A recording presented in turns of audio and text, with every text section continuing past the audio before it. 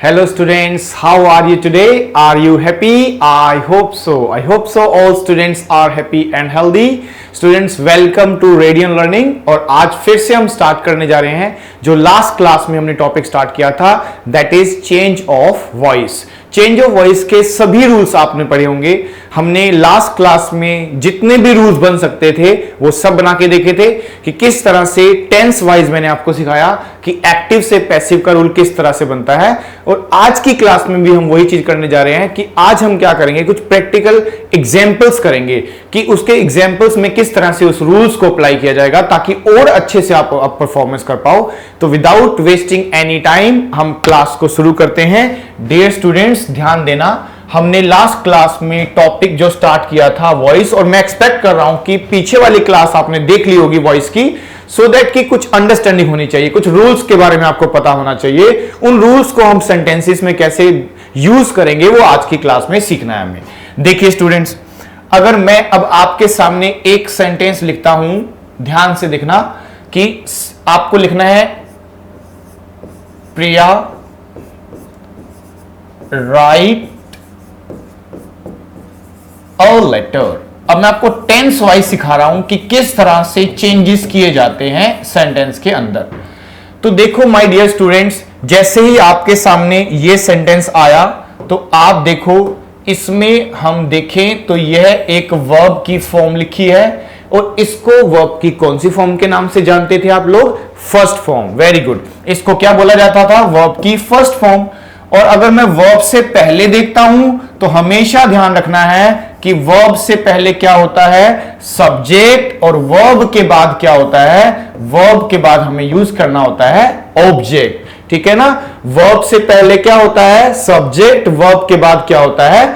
Object. तो अब हम क्या करेंगे, इस ऑब्जेक्ट को लेके आएंगे सब्जेक्ट की जगह पे, और सब्जेक्ट को लेके जाएंगे ऑब्जेक्ट की जगह पे, और रूल के नीचे आएगा रूल आएगा. रूल के नीचे क्या लिख दिया जाएगा? रूल. तो देखो, अगर मुझे इसका एक्टिव से पैसिव बनाना है तो हम क्या करेंगे? अ लेटर से सेंटेंस को स्टार्ट किया जाएगा. अ लेटर लिखने के बाद आप ये जो राइट्स लिखा है वर्ब की फर्स्ट फॉर्म, और इसको कौन सा टेंस बोलते थे? Present indefinite. तो याद करो, प्रेजेंट इंडेफिनिट का पैसिव रूल क्या होता था? Is am are plus third form. तो इसीलिए मुझे यहां पे क्या लगाना होगा? इज, और इसकी थर्ड फॉर्म लिखनी होगी. तो थर्ड फॉर्म लिखेंगे तो क्या हो जाएगा? रिटर्न. इस तरह से अ लेटर इज रिटर्न, और यहां हमें क्या करना है? बाय लगाना है, एक प्रीपोजिशन, और ये जो सब्जेक्ट है वो पीछे चला जाएगा, और हमें क्या लगाना होगा? प्रिया. यानी नाउन का नाउन लिख देंगे तो इस तरह से इसका पैसिव बन जाएगा. यानी कह सकते हैं कि हमने फर्स्ट फॉर्म का जो पैसिव का रूल देखा वो क्या निकला? Is am are plus verb की थर्ड फॉर्म. क्योंकि बिना थर्ड फॉर्म के पैसिव नहीं बनता है. ये हम लास्ट क्लास में भी आपको बोल रहे थे कि बिना थर्ड फॉर्म के पैसिव नहीं बनता. तो आप ध्यान दो, ये फर्स्ट फॉर्म का पैसिव का रूल होता है is am are plus third form. Object को बना दिया सब्जेक्ट, सब्जेक्ट को बना दिया ऑब्जेक्ट. इस तरह से चलना, और एक प्रीपोजिशन यूज करनी है आपको बाय. आपके एक्सपीरियंस से आपको सीखना होगा धीरे धीरे कि जनरली तो हम बाय लगाते हैं, लेकिन कुछ केसेस में प्रीपोजिशन बदल सकता है कुछ खास वर्ब के कारण, और हो सकता है कभी कभी हमें ये बाय लिखने की जरूरत ही ना पड़े, ऐसा भी हो सकता है. ठीक है डियर स्टूडेंट, तो चलिए एक सेंटेंस मैंने आपको दिखा दिया, अब आगे देखते हैं. आगे देखिए, जैसे एक सेंटेंस फिर से लेते हैं हम आपके लिए. अगर मैं लिखता हूं कि शी हैज इनवाइटेड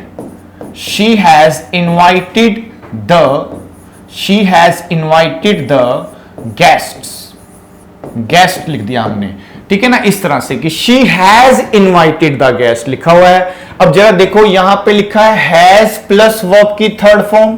तो क्या इस टेंस का नाम जानते हैं स्टूडेंट्स? जी हां, आप कहोगे सर ये तो है हैज हैव के साथ थर्ड फॉर्म, जिसको किस नाम से जाना आपने? प्रेजेंट परफेक्ट के नाम से. Present perfect. और आप देखो प्रेजेंट परफेक्ट में क्या लिखा होता है? Third form. तो मैं अगर इसका ऑब्जेक्ट आगे लेके आता हूं तो मुझे क्या लिखना चाहिए? The guests. पहले ही नंबर पे क्या लिखना पड़ेगा आपको? The guest. और जो हेल्पिंग वर्ब लिखी है उसी का यूज करना है, तो इसीलिए पर प्लूरल होने के कारण क्या लिखना पड़ेगा आपको? हैव, यानी शी सिंगुलर है तो क्या लिखा है, हैज।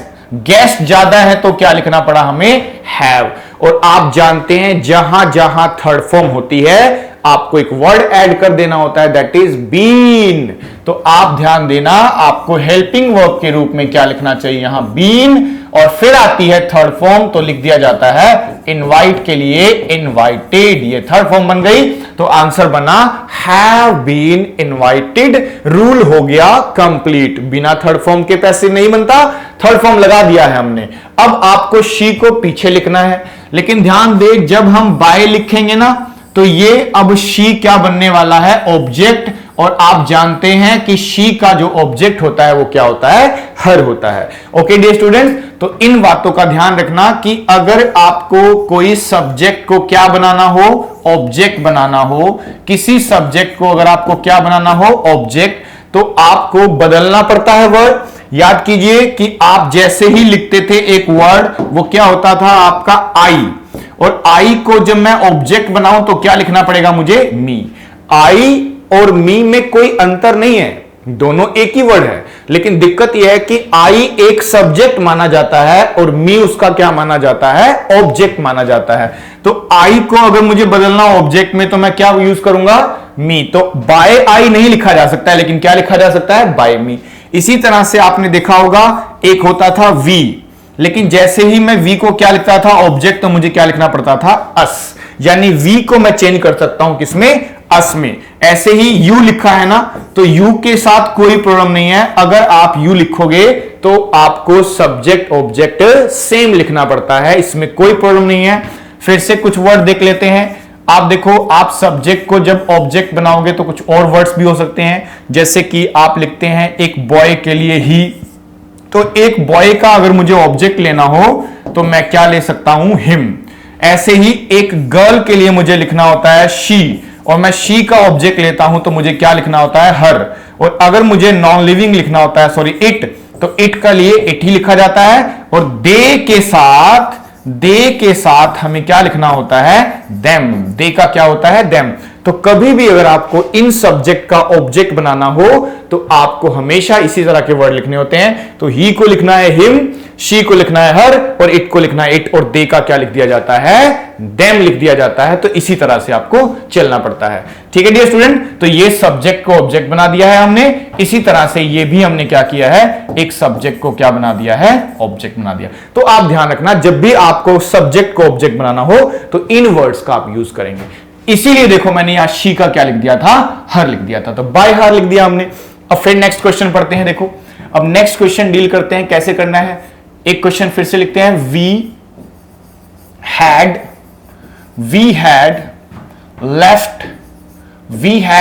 Left the job.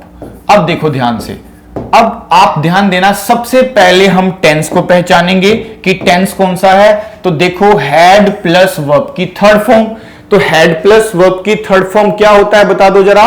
आप कहेंगे सर ये तो पास्ट परफेक्ट है, क्योंकि इसमें भी तो क्या लिखा हुआ है, थर्ड फॉर्म, और ये हैड तो पास्ट का साइन होता है, तो ये बन गया पास्ट परफेक्ट। अब ये आप देखो, वर्ब से पहले सब्जेक्ट होता है, वर्ब के बाद क्या होता है, ऑब्जेक्ट। आपको शुरू में ऐसे ही लिखना चाहिए, एज अ बिगिनर आपको ऐसे ही लिखना चाहिए। अब हम क्या करेंगे, इस ऑब्जेक्ट को बना देंगे क्या, सब्जेक्ट, सब्जेक्ट को बना देंगे क्या, ऑब्जेक्ट, और रूल के नीचे क्या लगा देंगे, रूल। तो हम लिख देंगे द जॉब, हमें लिखना चाहिए द जॉब, और इस हैड को हम एज इट इज नोट कर देंगे हैड।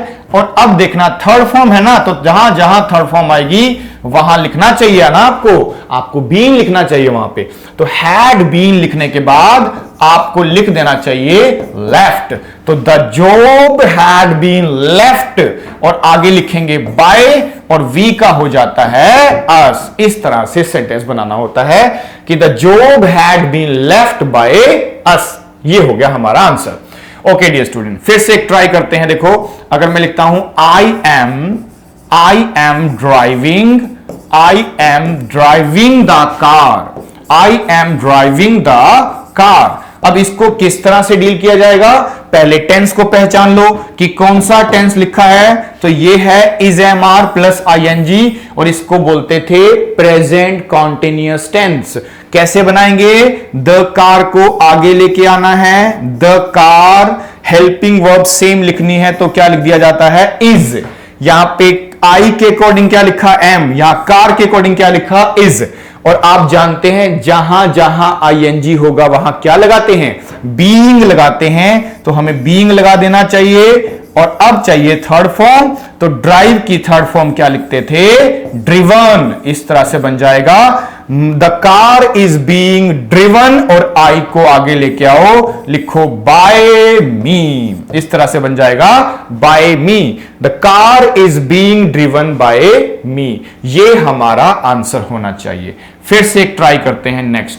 अब देखो नेक्स्ट में क्या करते हैं, कोई और टेंस लिखते हैं इस बार। जैसे लिखें मोहित विल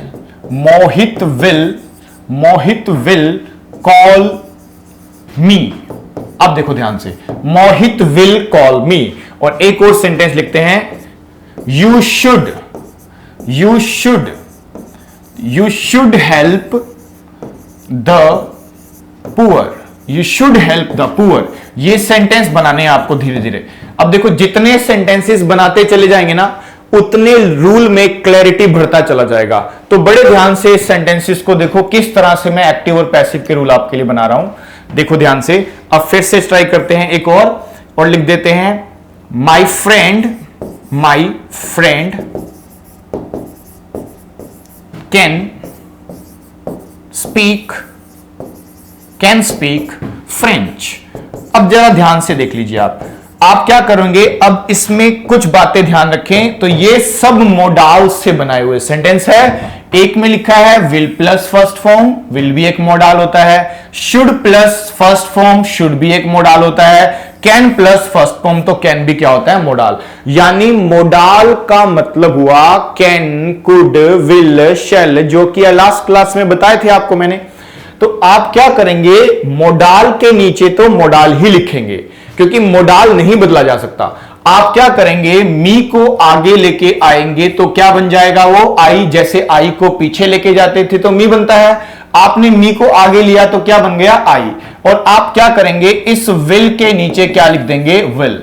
आप विल को लिखेंगे विल। हां, कभी कभी हो सकता है आई के साथ शेल लिखा मिले, अगर शेल लिखा है तो वो भी ठीक माना जाएगा, और अगर विल लिखा है तो विल भी ठीक माना जाएगा। लेकिन अगर आप ध्यान दें तो आई और वी के साथ इतना होता है कि हम शेल यूज करते हैं, तो शेल लिखा जा सकता है, और विल और शेल दोनों लिखा है तो हम शेल को प्रेफरेंस देंगे, क्योंकि आई और वी का रूल होता है शेल लगाना चाहिए अगर लिखा है तो। अदरवाइज सारे ऑप्शन में अगर शेल लिखा है तो शेल सही है, सारे ऑप्शन में अगर विल लिखा है तो विल भी सही माना जाएगा। ओके डियर, तो आप देखो अब विल का विल लिख दिया मैंने। अब हमें लिखना है बी, क्योंकि हमने सीखा था अगर मोडाल के बाद फर्स्ट फॉर्म आती है तो आप ध्यान देना, मोडाल के बाद तो हमेशा फर्स्ट फॉर्म आएगी, और सारे मोडाल में बी लगाना होता है। Can be, should be, will be, must be, should be, ये सब। तो यहां विल बी हो गया, और प्लस में चाहिए थर्ड फॉर्म, तो कॉल की ही थर्ड फॉर्म क्या लिख दी जाती है, कॉल्ड। और बाय लगाते हुए आपको लिखना चाहिए मोहित। क्या लिखेंगे, मोहित लिख देंगे, यानी I will be called by Mohit. इस तरह से हमारा सेंटेंस बनेगा। You should help the poor, तो आप क्या करने वाले हैं, द पुअर से सेंटेंस को स्टार्ट करने वाले हैं। पुअर लिख दिया। अब शुड के नीचे क्या लिखोगे, आप कहोगे सर शुड के नीचे तो हम शुड ही लिखेंगे क्योंकि मोडाल है, ये modal can not be changed. अब देखो हेल्प लिखा है ना, लेकिन पहले मोडाल में पैसिव बनाने के लिए क्या लगाना पड़ता है, बी। और अब हमें चाहिए थर्ड फॉर्म, तो हम लिख सकते हैं हेल्प की थर्ड फॉर्म हेल्प्ड, और बाय लगाते हुए आप लिख लीजिए यू। बाय लगाते हुए आपको क्या लिख देना है, you. The poor should be helped bye you हो जाएगा। आगे लिखा है फ्रेंच, तो देखो जरा फ्रेंच को लिख देंगे फ्रेंच। अब कोई मोडाल दिख रहा है आपको, जी हां कैन, और कैन के बाद आप लिखेंगे बी, और फिर लिख दिया जाएगा स्पीक का third form that is spoken. French can be spoken by, by लगाते हुए आपको लगाना चाहिए माई फ्रेंड। क्या लिख दिया जाएगा, माई फ्रेंड। माय फ्रेंड, इस तरह से। तो French can be spoken bye my friend, ये आंसर होना चाहिए आपका। ओके डियर स्टूडेंट, तो इस तरह से हमें चलना पड़ेगा कि जैसे जैसे मैं सेंटेंस बना रहा हूं ना, आपको टेंस मॉडल्स के किस तरह से डील करने हैं, इस तरह से चलना है। ठीक है डियर स्टूडेंट, चलो अब आगे की बातें आपको सिखाता हूं मैं। देखो अब आगे की बातें ये होती हैं कि आप कभी कभी क्या करेंगे, ध्यान देना, कभी कभी हम लोग क्या करने वाले हैं कि आपका सेंटेंस थोड़ा बड़ा हो जाएगा। ठीक है, आपका सेंटेंस क्या हो जाएगा, थोड़ा बड़ा। जैसे मैंने छोटा सेंटेंस लिखा था, हो सकता है थोड़ा बड़ा सेंटेंस हो जाए। तो अगर मैं एक सेंटेंस को बड़ा करता हूं ना, तो उसके साथ ध्यान रखना कुछ बातें रिस्पॉन्सिबल हो जाती है। जैसे कि एक सेंटेंस में हो सकता है, एक सेंटेंस में हो सकता है क्या दिखाई दे आपको, ऑब्जेक्ट एक से ज्यादा, यानी आपके सेंटेंस में हो सकता है क्या लिखा मिल जाए, डबल ऑब्जेक्ट। क्या लिखा मिल जाए, डबल ऑब्जेक्ट। यानी एक सेंटेंस में अगर डबल ऑब्जेक्ट लिखा हुआ है ना, तो डबल ऑब्जेक्ट होने की वजह से भी हम क्या कह सकते हैं कि आपका सेंटेंस हो सकता है आपसे ना बन पाए। तो अगर सेंटेंस में डबल ऑब्जेक्ट है तो इसका मतलब हुआ, डबल ऑब्जेक्ट का मतलब कि आप ध्यान देना, दो तरह के एक सेंटेंस में ऑब्जेक्ट लिखे जा सकते हैं। एक होता है जिसको बोलते हैं डायरेक्ट ऑब्जेक्ट, आपने जरूर पढ़ा होगा स्कूल कॉलेज में कि एक क्या होता था, डायरेक्ट ऑब्जेक्ट, और एक हम लिखते थे इनडायरेक्ट ऑब्जेक्ट। क्या लिखते थे, इनडायरेक्ट ऑब्जेक्ट। तो यानी ऑब्जेक्ट तो दो तरह के होते हैं। अब बच्चों को तो यही लगता है ना कि एक सेंटेंस में वर्ब के बाद जो भी लिखा है वो सारा क्या है, ऑब्जेक्ट है। ऐसा नहीं है, कुछ पार्ट ऑब्जेक्ट हो सकता है लेकिन सारे ऑब्जेक्ट होंगे, ऐसा नहीं होता। तो ध्यान देना कि आपको देखना है कि ऑब्जेक्ट कितने तरह के हो सकते हैं। तो मैक्सिमम दो तरह के ऑब्जेक्ट हो सकते हैं, एक डायरेक्ट होता है और एक इनडायरेक्ट होता है। डायरेक्ट किसको बोलते हैं सर, डायरेक्ट बोलते हैं अगर आपने वर्ब से क्वेश्चन पूछा व्हाट, यानी अगर व्हाट का रिप्लाई मिलता है एक सेंटेंस में, तो व्हाट का रिप्लाई जो होता है वो कैसा ऑब्जेक्ट मान लिया जाता है, डायरेक्ट ऑब्जेक्ट। और अगर मैंने सेंटेंस लिखा आपके लिए और आपने व्हाट का नहीं, आपने रिप्लाई किसका दे दिया, हुम का रिप्लाई, तो हुम का रिप्लाई क्या बोला जाता है, हुम का रिप्लाई होता है हमारा इनडायरेक्ट ऑब्जेक्ट। यानी ये डायरेक्ट ऑब्जेक्ट हो गया, ये इनडायरेक्ट ऑब्जेक्ट है, ये व्हाट का रिप्लाई और ये हुम का रिप्लाई। जैसे एक सेंटेंस से आपको इस बात को अच्छे से समझ में आएगा, जैसे लिखता हूं कि आई टॉट राहुल इंग्लिश। इस तरह से मैंने सेंटेंस लिखा कि आई टॉट राहुल इंग्लिश। अब जरा देखो ध्यान से, तो यहां पे टॉट लिखा हुआ है, तो टॉट तो वर्ब की सेकंड फॉर्म हो गई, सेकंड फॉर्म। और वर्ब से पहले हमेशा क्या लिखा जाता है जी, सब्जेक्ट लिखा जाता है। अब क्वेश्चन ये है कि ऑब्जेक्ट कितने हैं इसके अंदर। देखो आई टॉट, मैंने पढ़ाया, व्हाट आई टॉट, मैंने क्या पढ़ाया, तो आंसर आएगा मैंने इंग्लिश पढ़ाया, एक ऑब्जेक्ट। हुम आई टॉट, मैंने किसे पढ़ाया, किसे का, यानी व्हाट का मतलब हिंदी में क्या होता है, क्या, और हुम का मतलब होता है किसे, यानी किसे का रिप्लाई हमारा क्या बन जाता है, इनडायरेक्ट, कि पढ़ाया और किसे पढ़ाया, राहुल को पढ़ाया, तो ये भी ऑब्जेक्ट है। बस फर्क ये है कि ये व्हाट का रिप्लाई है तो डायरेक्ट ऑब्जेक्ट है, ये हुम का रिप्लाई आ रहा है तो ये इनडायरेक्ट ऑब्जेक्ट है। पढ़ाया और किसे पढ़ाया, राहुल को पढ़ाया, और क्या पढ़ाया, इंग्लिश। आपको समझ में आ रहा है, व्हाट का रिप्लाई और हुम का रिप्लाई। इस बात से पता चलता है कि एक सेंटेंस में कितने ऑब्जेक्ट हो सकते हैं, दो ऑब्जेक्ट हो सकते हैं। उसके बाद क्या है सर, देखो ऑब्जेक्ट तो दो ही रहेंगे, यह बात कंफर्म है, ऑब्जेक्ट तो दो ही रहेंगे, लेकिन एक सेंटेंस में जो वर्ब के बाद पार्ट लिखा जाता है वो जरूरी नहीं कि दो ही वर्ड होंगे, वो 3 वर्ड, 4 वर्ड, 5 वर्ड भी हो सकते हैं। तो मैं कुछ वर्ड के नाम लिखूं, देखो ऑब्जेक्ट तो दो ही है लेकिन बाकी को हम बोल देते हैं अदर वर्ड्स। क्या बोल दिया जाता है, अदर वर्ड्स। यानी अदर वर्ड्स कितने भी हो सकते हैं। मैं कुछ रफली आइडिया देता हूं आपको, कुछ आइडिया देता हूं जो मोस्ट कॉमनली यूज किया जाता है। देखो, तो आपने देखा होगा ना सेंटेंस में कभी कभी आप लोग क्या करते हो, आप कभी कभी यूज करते हो कोई एक मैनर। मैनर, बच्चे करें सर मैनर क्या होता है, तो मैनर वो होता है जो एक सेंटेंस में वर्ब से क्वेश्चन करो और किसका रिप्लाई मिलता है आपको, हाउ का रिप्लाई। हाउ का मतलब कोई काम कैसे किया है। अगर एक सेंटेंस में हाउ का रिप्लाई मैं लिख दूं ना तो वो मेरा अदर वर्ड्स हो जाएगा, जिसको आगे जाके आप एडवर्ब के नाम से भी जानोगे। ठीक है, तो उसको अभी हम क्या बोल रहे हैं, अदर वर्ड्स। ऑब्जेक्ट ना बोल करके क्या बोला जा रहा है, अदर वर्ड्स। फिर दूसरा देखोगे ना, मैनर की जगह हो सकता है एक सेंटेंस में आपको क्या दिखाई दे, प्लेस। प्लेस भी दिखाई दे सकता है, और हो सकता है प्लेस ना हो तो क्या दिखाई दे सकता है, टाइम। यानी एक सेंटेंस में टाइम भी हो सकता है, तो मैनर भी हो सकता है, प्लेस भी हो सकता है, टाइम भी हो सकता है। तो हाउ का रिप्लाई मैनर होता है।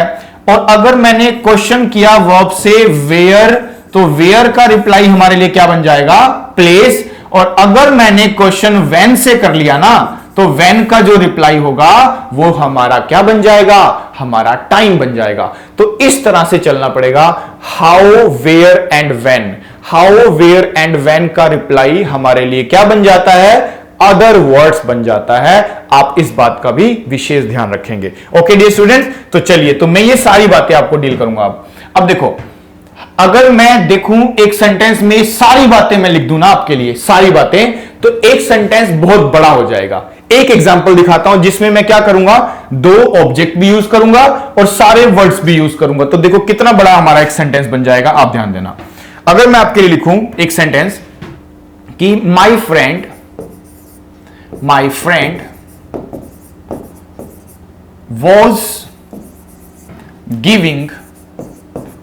was giving me two books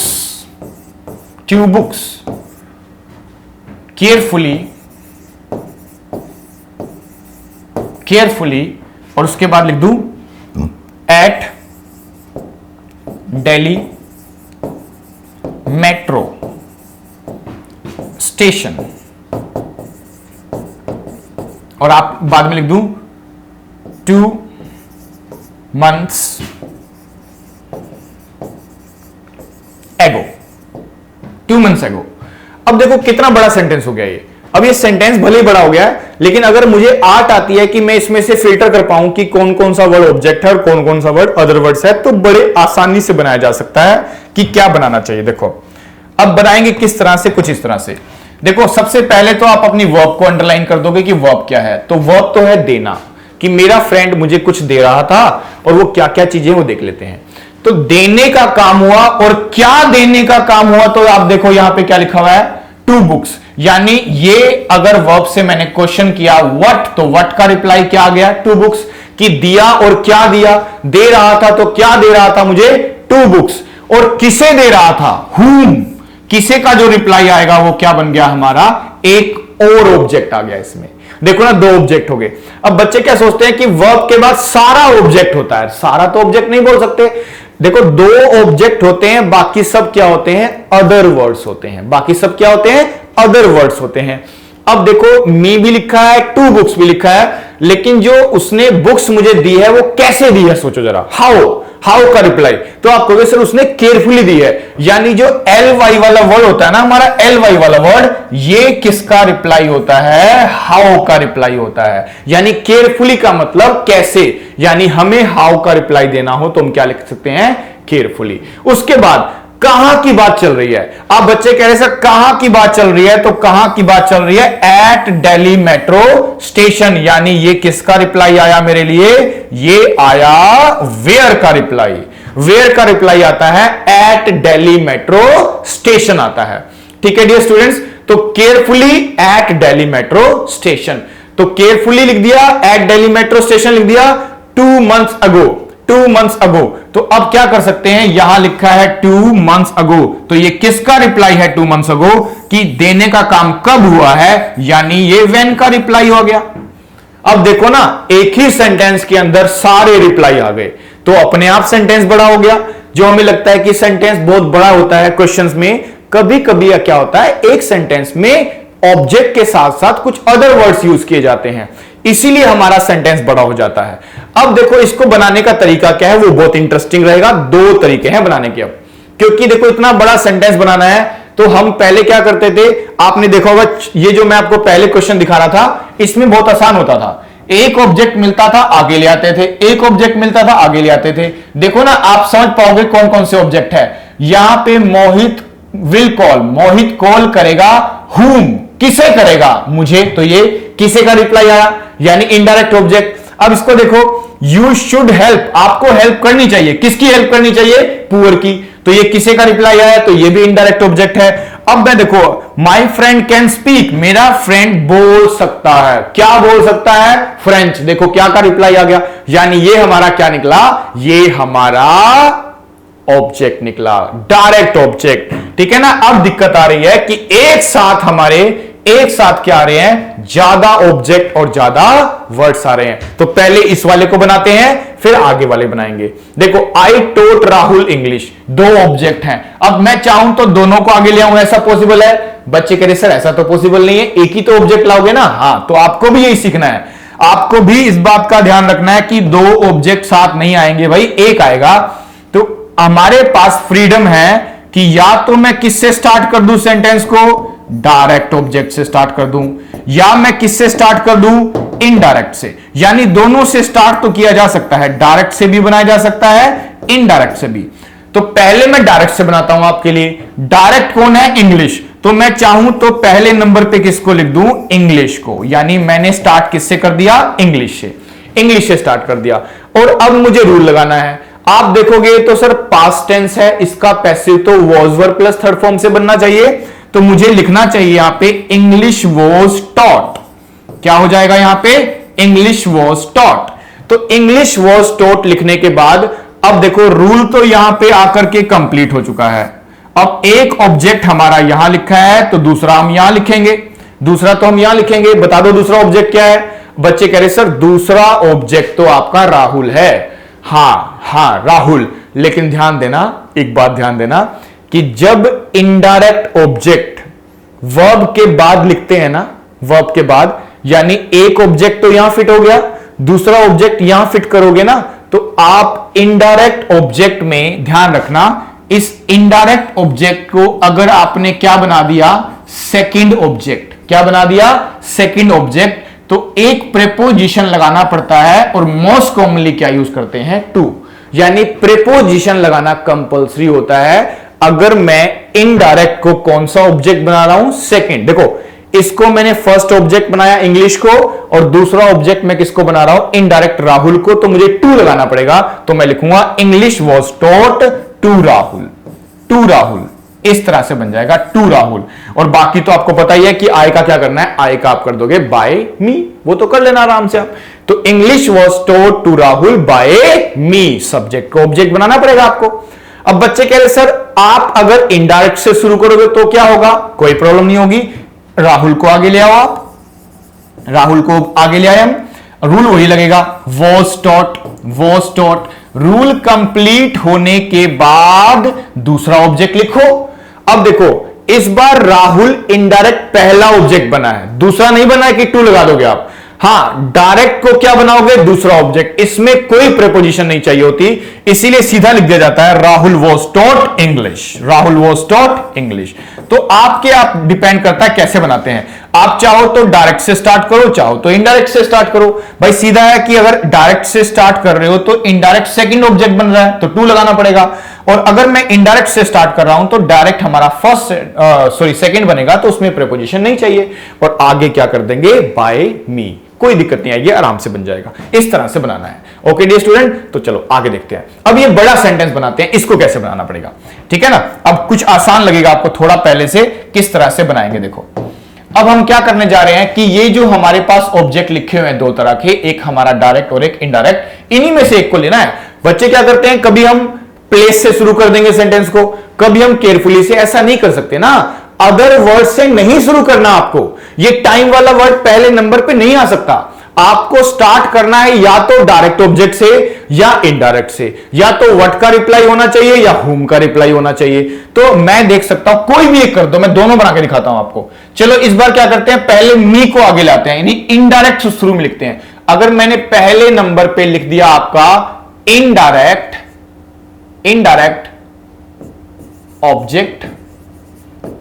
object, तो मुझे पहले नंबर पे मी को लिखना पड़ेगा आगे जाके आई, क्योंकि वो सब्जेक्ट बन जाएगा। मी को आगे लिखोगे तो क्या बन जाएगा, आई। रूल लगा दो। अब आपने देखा था हेल्पिंग वर्ब तो हम सेम ही लिखते थे, और आईएनजी को देख के क्या लगा दोगे आप लोग, बीइंग प्लस में थर्ड फॉर्म कर दोगे, तो यहां पर गिव की थर्ड फॉर्म क्या हो जाती है, गिवन। रूल हो गया जी हमारा कंप्लीट, रूल हो गया कंप्लीट। अब देखो जैसे एक ऑब्जेक्ट यहां फिट किया इनडायरेक्ट, तो हमें डायरेक्ट को यहां फिट करना पड़ेगा रूल से। ये नंबर 1 ऑब्जेक्ट, ये नंबर 2 ऑब्जेक्ट। नंबर 2 ऑब्जेक्ट क्या है, ट्यूब बुक्स। ट्यूब बुक्स को लिख देंगे हम। देखो पहले दोनों ऑब्जेक्ट को फिट करना पड़ता है, हमें दोनों ऑब्जेक्ट को पहले फिट करना पड़ता है, फिर बाकी अदर वर्ड्स आते हैं। अब आपके पास दो ऑप्शन रहेंगे, हालांकि दोनों सही माने जाते हैं, दोनों तरीके से बनाया जा सकता है। चाहे तो मैं सारे वर्ड पहले लिख दूं, फिर लगाऊं सबसे लास्ट में बाय। बाय क्या लिख दूंगा, बाय जो भी लिखा है माय फ्रेंड्स सेम लिख देंगे, है ना, एक मेथड। दूसरा मेथड है कि पहले आप बाय माय फ्रेंड लिख दो, बाकी सारे वर्ड बाद में लिख दो, ये भी तो ठीक है ना। लेकिन ध्यान देना, प्रेफरेंस इस बात को दी जाती है कि जो बाय प्लस सब्जेक्ट होता है ना, वो सबसे लास्ट में आना चाहिए, वो सबसे लास्ट में, जब पूरा सेंटेंस बन जाए। देखो दोनों ऑब्जेक्ट फिट हो चुके हैं, रूल भी लग गया है। अब हम सारे जितने वर्ड दिख रहे हैं एक्स्ट्रा, केयरफुली लिखा है, मेट्रो स्टेशन लिखा है, 2 मंथ्स लिखा है, सारे लिख डालेंगे एज इट इज। तो लिख देंगे केयरफुली, केयरफुली लिख दिया हमने इसको। अब लिखता हूं मैं at Delhi metro station, at Delhi metro station, at Delhi metro station, और फिर हम लिखेंगे 2 मंथ्स अगो, 2 मंथ्स अगो, यानी जो लिखा है एज इट इज लिख दिया। लिखने के बाद सबसे लास्ट में क्या लिखना है आपको, ध्यान रखना, मैं लिख नहीं रहा हूं, आप लिख लेना। सबसे लास्ट में लिखना है आपको बाय, और बाय के बाद क्या लिखोगे, सब्जेक्ट यानी माय फ्रेंड, यानी बाय माय फ्रेंड सबसे लास्ट में लिखना है आपको। ओके डियर स्टूडेंट्स, इस तरह से चलना पड़ेगा। हालांकि गलत यह भी नहीं माना जाएगा कि माय फ्रेंड्स को बाद आप केयरफुली या अदर वर्ड्स लिखो, अगर चारों ऑप्शन में वैसा लिखा है तो वो भी सही मान लिया जाता है। ओके डियर स्टूडेंट्स, हाँ, प्रेफरेंस इसको दी जाती है कि सबसे लास्ट में क्या आना चाहिए, बाय प्लस सब्जेक्ट आना चाहिए, प्रेफरेंस वाली बात है यानी ये। चलो जी आगे देखते हैं, आगे देखते हैं। अब हम क्या करने जा रहे हैं, हम अब क्या करेंगे, एक बार डायरेक्ट को आगे लेके देखते हैं कि अब कैसा बनेगा। तो डायरेक्ट को मैं स्टार्ट करता हूं ना डियर स्टूडेंट, तो मुझे पहले क्या लिखना पड़ेगा, 2 बुक्स। अब रूल लगेगा, वोज नहीं, 2 बुक्स ज्यादा है तो वर लगा दोगे, बीइंग प्लस थर्ड फॉर्म लगा दोगे, being plus given. Being plus given लगाने के बाद ध्यान रखना, ये रूल हो गया हमारा कंप्लीट। जैसे एक ऑब्जेक्ट यहां फिट कर दिया, दूसरा ऑब्जेक्ट यहां फिट करोगे, लेकिन इस बार दूसरा ऑब्जेक्ट क्या बनने वाला है हमारा, इनडायरेक्ट। तो इनडायरेक्ट 2 की डिमांड करता है, तो मुझे यहां लिखना चाहिए पहले 2, फिर लिखना चाहिए मी, टू मी, यानी मी नहीं होना चाहिए, टू मी होना चाहिए। तो क्या बन जाएगा, 2 books were being given to me. अब देखो पहले वो सारे वर्ड लिख दो, आप सारे के सारे वर्ड केयरफुली लिख दो, मेट्रो स्टेशन लिख दो, सब लिख दो, और सबसे लास्ट में क्या लिखना पड़ेगा आपको, माय फ्रेंड। सबसे लास्ट में क्या लिख दिया जाता है, माय फ्रेंड। इस तरह से बनाना है आपको। ओके डियर स्टूडेंट, तो ये देखो ना तरीका, ये एक बेस्ट तरीका है बनाने का कि बाय वाला फंक्शन सबसे लास्ट में करना चाहिए। आई होप आपको समझ में आ गया होगा कि अगर मैं एक सेंटेंस में 2 ऑब्जेक्ट या कुछ अदर वर्ड्स लिखता हूं, तो मुझे ये अदर वर्ड्स को कहां लिखना चाहिए, दोनों ऑब्जेक्टों को या एक ऑब्जेक्ट को फिट करने के बाद, और सबसे लास्ट में क्या आ सकता है आपका, बाय प्लस ऑब्जेक्ट जो लिखना चाहते हो। ओके डियर, चलिए जी और देखिए सेंटेंस। चलो एक सेंटेंस और बनाते हैं।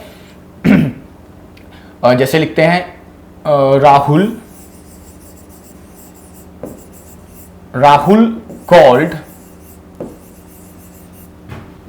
called his friend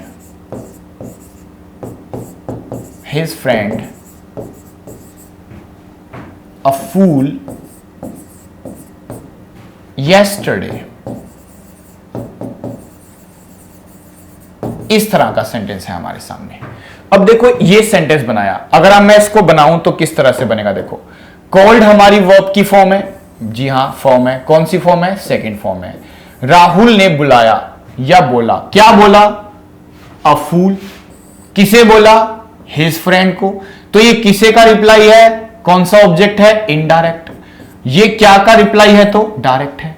इस तरह से बन गया 2 ऑब्जेक्ट। और कब की बात चल रही है जरा बताओ, यस्टरडे की। तो ये तो व्हेन का रिप्लाई है, और व्हेन का रिप्लाई तो हमारा क्या नहीं बन सकता, ऑब्जेक्ट। उसको स्टार्ट मत करना, स्टार्ट तो ऑब्जेक्ट से करना है। तो तो मैं किसी भी एक ऑब्जेक्ट से स्टार्ट कर लेता हूं, दोनों बना के देख लेते हैं। अब देखो मैंने अगर हिज को पहले लिख दिया कि हिज फ्रेंड, रूल लगा देंगे ना, पास्ट इंडेफिनिट टेंस है तो वॉज के साथ थर्ड फॉर्म लगाओगे आप, was called, his friend was called. अब देखो ना जरा, हिज फ्रेंड वॉज कॉल्ड, एक ऑब्जेक्ट यहां लिख दिया है, दूसरा वहां लिख दो। अब दूसरा ऑब्जेक्ट क्या है, अ फूल, तो अ फूल का अ फूल हो जाएगा, क्योंकि डायरेक्ट ऑब्जेक्ट को लास्ट में लिखोगे तो टू नहीं लगाना आपको, वो इनडायरेक्ट का होता है। तो हमें his friend was called a fool. अब पहले यस्टरडे लिख दो, आप पहले टाइम वाला वर्ड लिख दो, यस्टरडे लिख दो, और सबसे लास्ट में लिख दो बाय लगाते हुए राहुल का सब्जेक्ट, यानी राहुल का हो जाएगा राहुल। सेम लिख दो उसको, ऐसे ही इस तरह से बना दिया हमने। अब बच्चे कह रहे सर अगर हम डायरेक्ट से शुरू करेंगे तो क्या होगा? अगर डायरेक्ट से शुरू करोगे तो अ फूल को पहले नंबर पे लिखना पड़ेगा आपको, कि अ फूल लिख दिया। अब हम रूल तो वही लगाएंगे, वॉज कॉल्ड, और अ फूल वॉज कॉल्ड लगाने के बाद अब आप दूसरा ऑब्जेक्ट लिखोगे हिज फ्रेंड, और हिज फ्रेंड का हिज फ्रेंड नहीं होगा, टू हिज फ्रेंड होगा, टू हिज फ्रेंड लिखने के बाद बाय, और बाय का हो जाएगा यहां पे सब्जेक्ट राहुल। बाय के साथ क्या लिखा जाएगा? सब्जेक्ट के नाम में राहुल लगाना चाहिए। तो a fool was called to his friend by Rahul. इस तरह से बना दो, कितना आसान है। देखो आपको ध्यान देना है कि बस वर्ड्स को अरेंज कैसे करना है, वर्ड्स को अरेंज करना सीखो। वर्ड्स को अरेंज करना क्या है, देखो हालांकि जब मैं प्रैक्टिस कराऊंगा ना तब भी आपको अलग अलग तरह के मैं क्वेश्चन दूंगा, जिसमें हम देखेंगे वर्ड्स के फॉर्मेशन के हिसाब से चलना पड़ता है। वर्ड की फॉर्मेशन हमें अलाउ करती है ना कि भाई जैसा भी मैं सेंटेंस लिख रहा हूं, आपको सोचो मैंने ये अफर्मेटिव है तो मैं अफर्मेटिव ही बता रहा हूं आपको। अगर मुझे इसका क्वेश्चन बनाना है तो मुझे क्वेश्चन ही बनाना पड़ेगा आपके लिए, ठीक है ना डियर स्टूडेंट। तो एक दो क्वेश्चन के प्रैक्टिस करते हैं। जैसे देखो, आप देखो अगर मैं क्वेश्चन बना दूं कि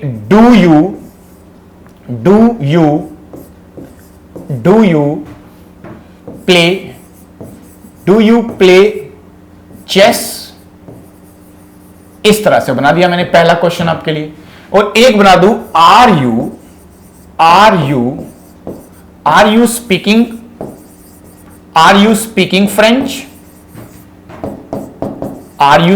फ्रेंच, तो एक क्वेश्चन मैंने ये बना दिया। अब देखो दोनों ही तो क्वेश्चन है, ये देखा जाए तो दोनों क्वेश्चन है। अब अगर ये दोनों ही क्वेश्चन है तो ना मुझे इसको बनाना ऐसे है कि वो क्वेश्चन ही बने, यानी क्वेश्चन को क्वेश्चन ही बनाना होता है हमें। तो अगर मुझे देखना है तो मैं कुछ वर्ड्स को जरूर याद रखूंगा जो मैंने सीखे थे बेसिक ऑफ टेंस में, रूल में सीखे थे आपने।